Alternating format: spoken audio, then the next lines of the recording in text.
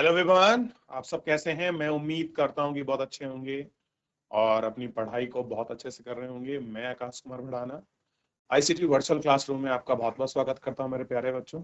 जैसा आपको पता है मेरे प्यारे बच्चों, बेसिकली हमारी 11वीं क्लास है और ज्योग्राफी हम लोग पढ़ेंगे। इकोनॉमिक्स का पूरा बुक हम लोग कंप्लीट कर चुके हैं। अब हम इस चैप्टर पर बढ़ेंगे। ये भी एक दो चैप्टर और बचा है जिसको हम अच्छे से आपका देख लेंगे। और देखिए, चैप्टर है वायुमंडल में जल। जो एटमॉस्फेयर है, उस एटमॉस्फेयर में जल की क्या कंडीशंस हैं, इस पर हम लोग चर्चा करेंगे और इसी को हम लोग गौर करके देखेंगे। अंडरस्टूड। चलिए, कह रहे हैं कि आप पढ़ चुके हैं कि हवा में जलवाष्प की मात्रा मौजूद होती है। इसमें वायुमंडल के आयतन से 0 से लेकर 4% तक की विभिन्नता पाई जाती है। मौसम की परिघटना में महत्वपूर्ण योगदान देती है और जल वायुमंडल की 3 अवस्था ठोस, द्रव, गैस में पाया जाता है। तो जल कौन कौन सी अवस्था में पाया जाता है? गैस में, द्रव में और ठोस में। ठोस मतलब होता है आपका बर्फ के रूप में, द्रव मतलब होता है जल के रूप में, गैस मतलब होता है वाष्प के रूप में। तो हमको जल की क्या मिलती है? आपका 3 अवस्था मिलती है, ठोस, द्रव, गैस। क्लियर है?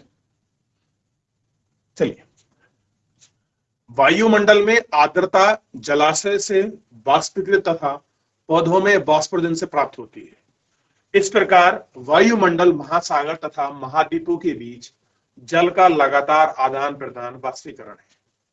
वाष्पोत्सर्जन यानी कि बार बार हीट के कारण ऊपर जो उठता की जो आपकी प्रक्रिया उसको वाष्पोजन कहते हैं। संघनन यानी कि ऊपर इकट्ठा होकर जो बूंदे इकट्ठी होती है सरफेस पे, उसको संघनन यानी कि कंडेंसेशन कहते हैं बेसिकली। और वर्षा की प्रक्रिया द्वारा होता है। यानी कि वर्षा कैसे होती है? टेम्परेचर पड़ता है वाटर पर, उस पर संघनन होता है। टेम्परेचर बढ़ेगा तो हीट होगा तो पानी वाष्प में बदलेगा। तो वाष्प में बदलने की प्रक्रिया को हम क्या कहते हैं? आपका वाष्पीकरण। और लगातार होगा तो वाष्पोत्सर्जन होगा, ऊपर जाएगा तो एक ठंडी के पास पहुंचने के बाद टेम्परेचर फिर गिरेगा तो बूंदे बन जाएंगी, बूंदे बनेगी तो संघनन होगा, कंडेंसेशन होगा और उसके बाद वर्षा हो जाएगी।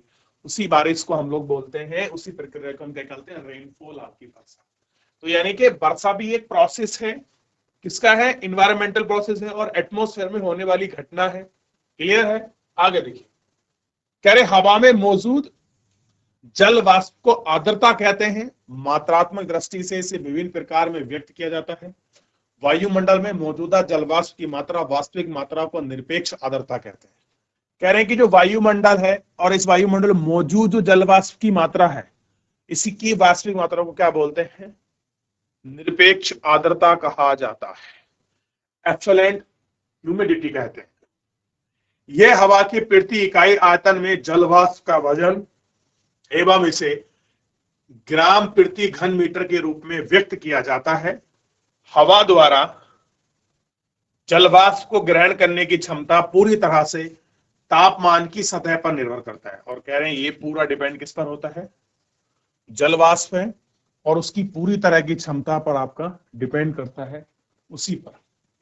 निरपेक्ष आर्द्रता पृथ्वी की सतह पर अलग अलग स्थानों में अलग अलग होती है।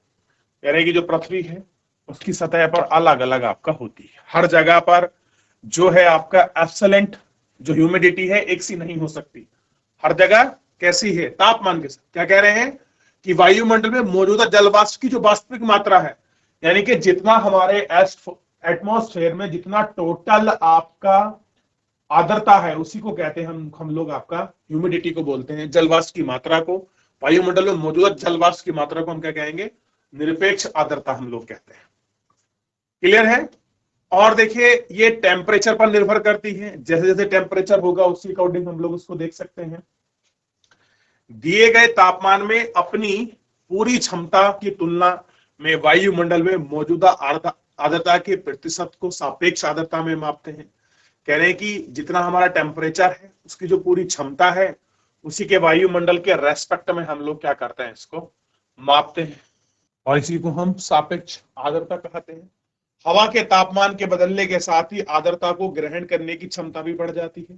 टेम्परेचर बदलेगा, जितना टेम्परेचर बढ़ेगा आप समझेंगे उसको एब्जॉर्ब करने की जितनी भी कैपेसिटी है वो बढ़ेगी, टेम्परेचर बढ़ेगा, ये घटती है, तो बढ़ेगी, ये घटेगी। सापेक्ष आर्द्रता भी प्रभावित होती है। महासागर के ऊपर सबसे अधिक आर्द्रता महाद्वीपों में होती है। कह रहे हैं कि महासागरों के ऊपर सबसे अधिक क्या होगी, आर्द्रता होगी। तो अगर पूछ लिया जाए कि सबसे अधिक आर्द्रता कहां मिलती है, महासागरों के ऊपर, और सबसे कम कहां मिलती है, महाद्वीपों के उत्तर। कारण केवल इतना है कि महासागरों में जलवाष्प होता है, इसलिए जल होता है तो वहां कंडेंसेशन होगा, इसलिए ज्यादा ह्यूमिडिटी मिल जाएगी। लैंड एरिया पर जल कम मिलता है तो इसलिए वहां कम होगी। सिंपल सा लॉजिक ये है इसके अंतर्गत। और कह रहे हैं कि एक निश्चित तापमान पर जल वाष्प से पूरी तरह से पूरित हवा को संतृप्त कहा जाता है। संतृप्त क्या है, किसी एक कांस्टेंट टेम्परेचर पर जल वाष्प की जो पूरी तरह से पूरित हवा है उसी को हम संतृप्त कहा जाता है, आपका संतृप्त कहते हैं। इसका मतलब यह है कि हवा में स्थित तापमान पर और अधिक आर्द्रता को ग्रहण करने की क्षमता नहीं होती है। क्या नहीं होती है, और अधिक ग्रहण करने की जो क्षमता है वो आपका जो है इसमें नहीं होती है।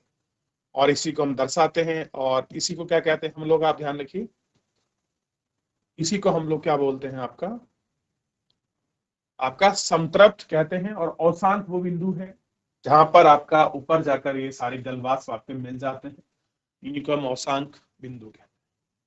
वाष्पीकरण तथा संघनन, कह रहे हैं कि वायुमंडल में जलवाष्प की मात्रा वाष्पीकरण तथा संघनन के कारण घटती बढ़ती रहती है।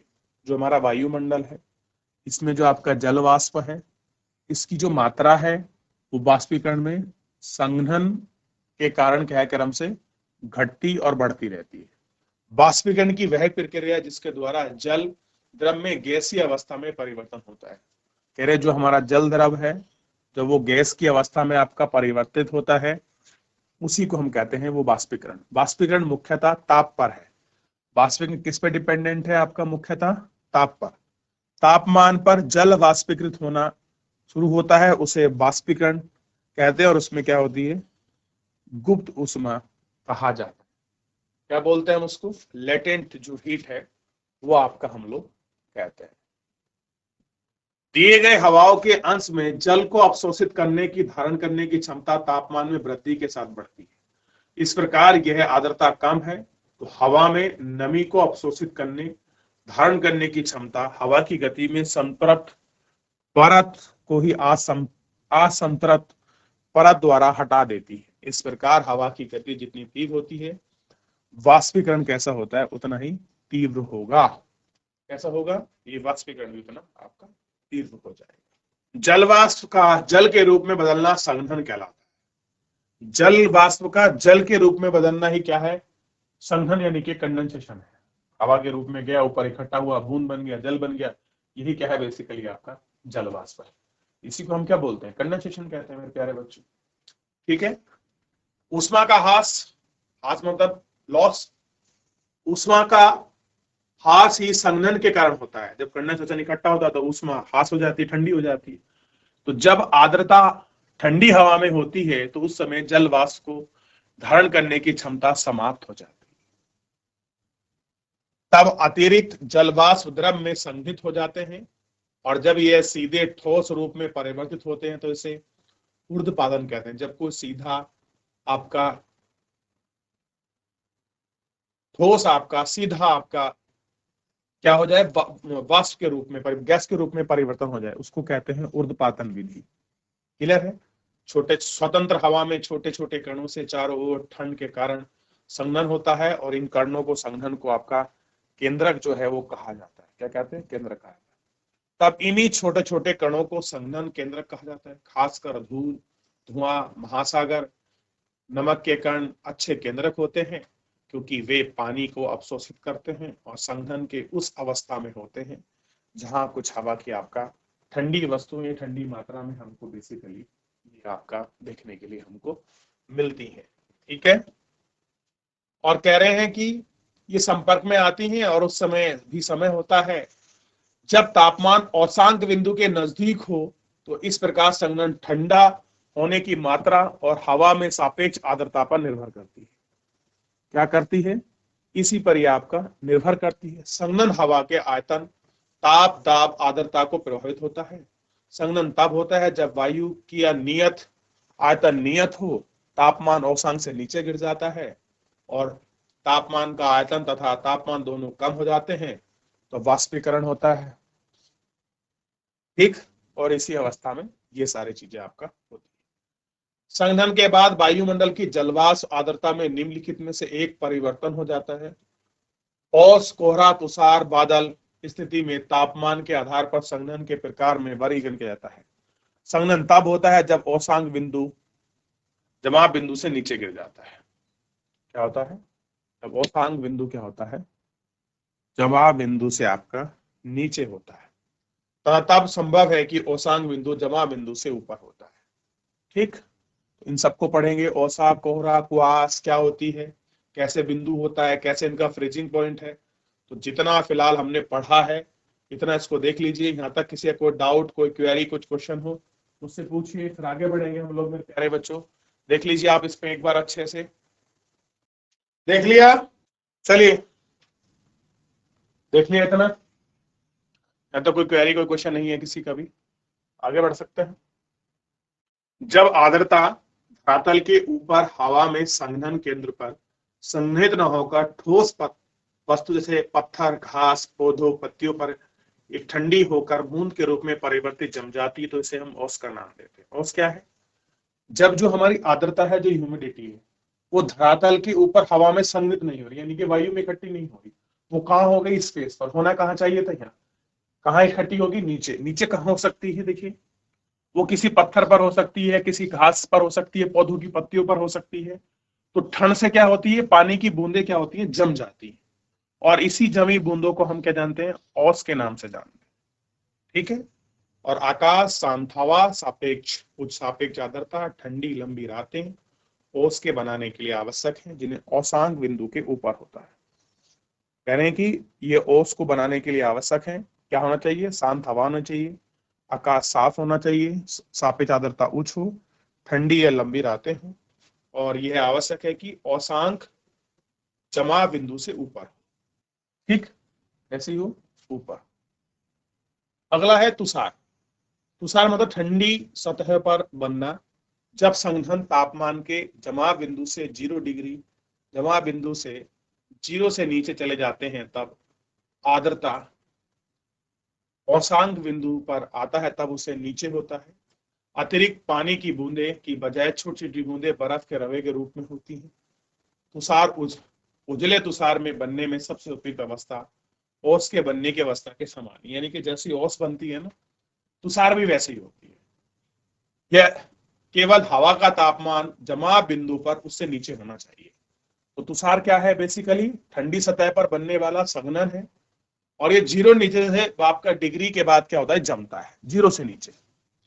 वो कहाँ जम जाता है? उसमें बूंदे बनती हैं। इसमें बूंदे नहीं बनती, इसमें व्हाइट व्हाइट जैसे आपका बर्फ है ना, ऐसा दिखाई देता है। हम कहते हैं पाला पड़ा है, ये बूंदे बन जाते हैं। इनको हम क्या कहते हैं? तुषार। औसांक जमाव बिंदु से नीचे होता है, यानी कि माने कि आपका जमाव 0 पे नहीं हो रहा, उससे नीचे हो रहा है, यानी कि -2 -3 के आसपास हो रहा है, वही हम इसको जमाव औसांक कह रहे हैं। ठीक है। उजाले तुषार के बनने में सबसे उपयुक्त अवस्था होती है ओस बनने की अवस्था। केवल हवा का तापमान ही जमाव बिंदु पर उससे नीचे होना चाहिए। कैसे होना चाहिए? उससे नीचे जो है आपका होना चाहिए। कोहरा एवं कुहासा। जब बहुत अधिक मात्रा में जल से भरी हुई वायु असहित अचानक नीचे गिर जाती है, तब छोटे छोटे धूलों के कारण ऊपर संघनन की प्रक्रिया होती है। कैसी होती है? आपका धूल की प्रक्रिया होती है। इसलिए कोहरा एक बादल है जिसका आधार सतह बहुत नजदीक होता है। कोहरा तथा कुहासा के कारण दृश्यता कम यानी कि शून्य तक होती है, यानी कि कुहासा कोहरा धुंध जैसी होती है। दृश्यता मतलब देखने की विजुअलिटी 0 से लेकर 0 तक, कभी बहुत कम दिखता है, कभी बिल्कुल दिखता ही नहीं है। ठीक। और नगरीय एवं औद्योगिक केंद्रों में धुएं की अधिकता के कारण केंद्रों की मात्रा में अधिकता होती है, जो कि कोहरे और कुहासे के बनने में मदद होती है। ऐसी स्थिति में जिसमें कोहरा एवं धुआं आदि सम्मिलित रूप से बनते हैं, उन्हें कोहरे कुहासा कहा जाता है। कुहासा एवं कोहरे में नवल इतना अंतर होता है कि कुहासे को कोहरे की अपेक्षा नमी अधिक होती है। क्या होता है? कुहासे में कोहरे की अपेक्षा जो आपकी नमी है वो कैसी होती है? वो अधिक होती है। ठीक, नमी कैसी होती है? अधिक होती है। कुहासा पहाड़ों पर अधिक पाया जाता है। कुहासा कहाँ मिलता है? बेसिकली पहाड़ों पर, क्योंकि ऊपर उठी हुई गर्म हवा ढाल की ठंडी सतह के संपर्क में आने पर कुहासे की अपेक्षा अधिक शुष्क होता है। जहां गर्म हवा की धारा ठंडी हवा के संपर्क में आती है, ये प्रबल होते हैं। कोहरे छोटे बादल होते हैं जिनमें धूल कण, धुएं के कण, नमक के कण होते हैं, जो केंद्र के चारों ओर आपका संघनन की प्रक्रिया आपका शुरू कर देते हैं। तो बेसिकली कोहरा कहाँ मिलेगा? प्लेन एरिया में। कुहासा कहाँ मिलेगा? पहाड़ों के ढलान पर। क्लियर है? ये आपको ध्यान रखना है।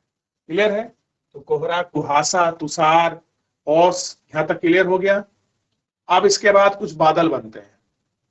क्लियर है? बड़े इंपॉर्टेंट है। कह रहे हैं कि बादल पानी की छोटी छोटी बूंदे या बर्फ के रवे की सतह होते हैं जो पर्याप्त ऊंचाई पर स्वतंत्र हवा में जलवाष्प और संघनन से बनते हैं। क्योंकि बादल का निर्माण पृथ्वी की सतह पर कुछ ऊंचाइयों पर होता है, इसलिए विभिन्न आकार के होते हैं। इनकी ऊंचाई, विस्तार, संघनन, पारदर्शिता और आर्द्रता के आधार पर इन्हें 4 प्रकार में बांटा गया है।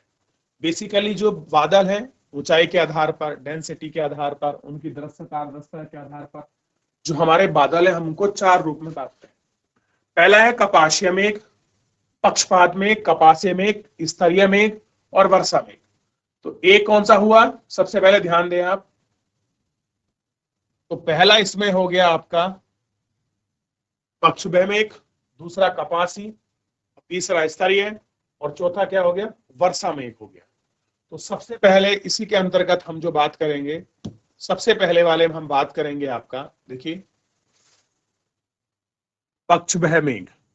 पक्षभय मेघ का निर्माण 8,000 से लेकर 12,000 की मीटर की ऊंचाई पर होता है। तो सबसे पहले कौन सा बादल मिलेगा? पक्ष मेघ। ठीक है? पतले और विरल बादल होते हैं। कैसे होते हैं? पतले और विरल, मतलब हल्के होते हैं, जो पंखे समान प्रतीत होते हैं, हमेशा सफेद रंग के होते हैं। तो अगर आपसे पूछ ले कि 8,000 से 12,000 की ऊंचाई पर मिलने वाले कौन से बादल हैं, तो आप कहेंगे पक्षघात मेघ है, जो 8,000 से 12,000 की ऊंचाई पर मिलते हैं। प्राय पतले होते हैं, विरल होते हैं, और कैसे होते हैं आपका ध्यान रखना है, जिस तरह से आपका पंछी के जो पंख होते हैं उसके पंख नुमा, ये सारे आपके हमें देखने के लिए आपका मिलते हैं। पक्षी के पंख नुमा। आगे बढ़े, अगला है कपासी मेघ।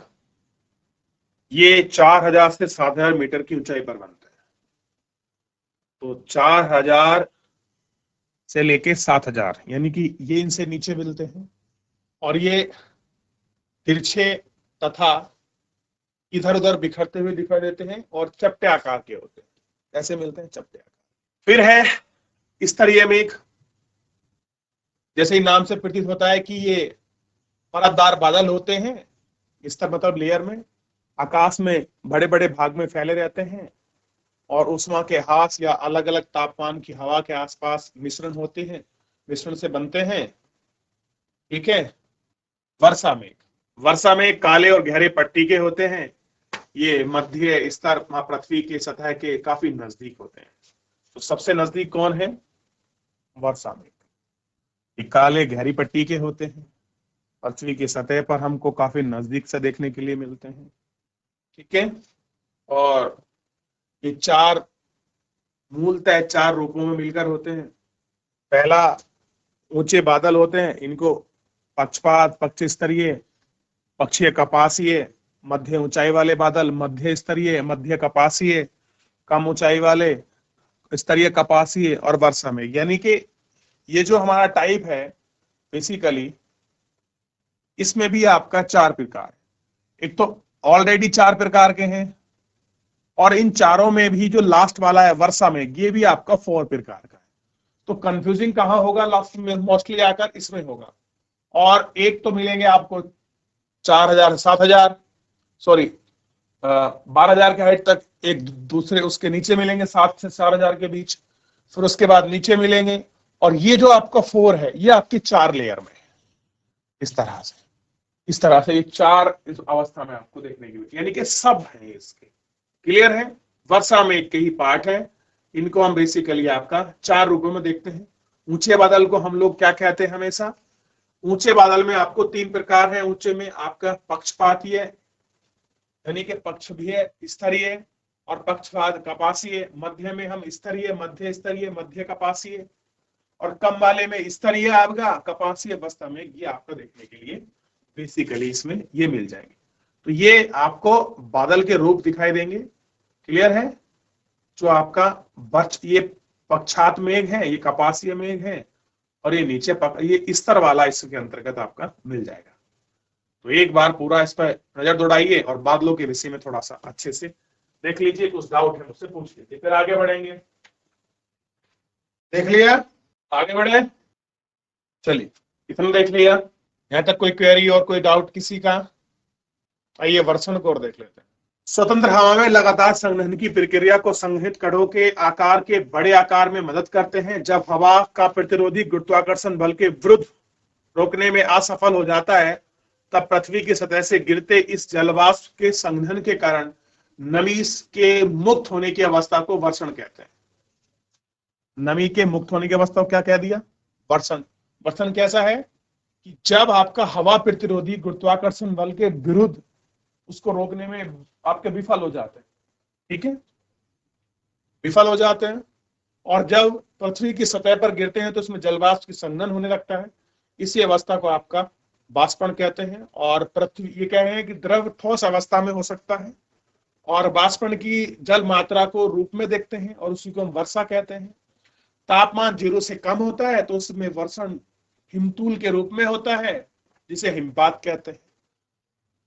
0 से जब आपका कम होगा टेम्परेचर, तो वो वर्षा थोड़ी होगी, वो आपका नीचे जो आपका बर्फ गिरेगी वो हिमपात के रूप में होगा, स्नोफॉल जैसा होगा।